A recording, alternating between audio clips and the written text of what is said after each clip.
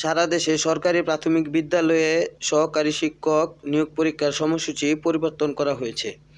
আগামী ৯ জানুয়ারি সকাল ১০টা থেকে বেলা 11:30 পর্যন্ত এই পরীক্ষা হওয়ার কথা ছিল। তবে নতুন সিদ্ধান্ত অনুযায়ী ৯ জানুয়ারি বিকেল ৩টা থেকে 4:30 পর্যন্ত সারা দেশে একযোগে পরীক্ষা নেওয়া হবে।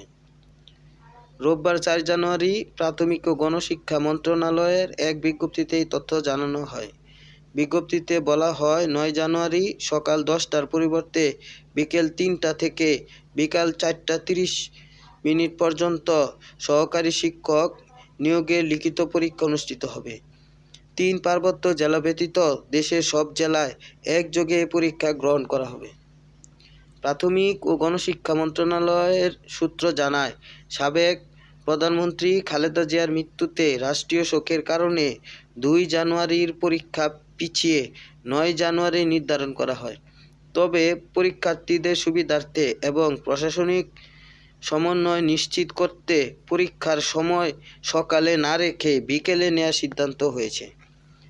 প্রাথমিক শিক্ষা অধিদপ্তরের তথ্যমতে ২ ধাপ মিলিয়ে মোট ১৪,৩৮৫টি শূন্য পদের বিপরীতে আবেদন জমা পড়েছে ১০,৮০,০৮০টি। সেই হিসাবে গড়ে প্রতি পদের বিপরীতে লড়াই করবেন প্রায় ৭৫ জন চাকরি প্রার্থী।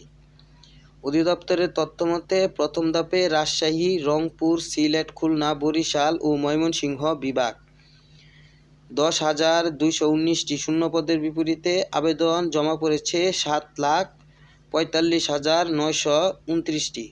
দ্বিতীয় ধাপে ঢাকা ও চট্টগ্রাম বিভাগ ৪,১৬৬টি পদের বিপরীতে আবেদন জমা পড়েছে ৩,৩৪,১৫১টি।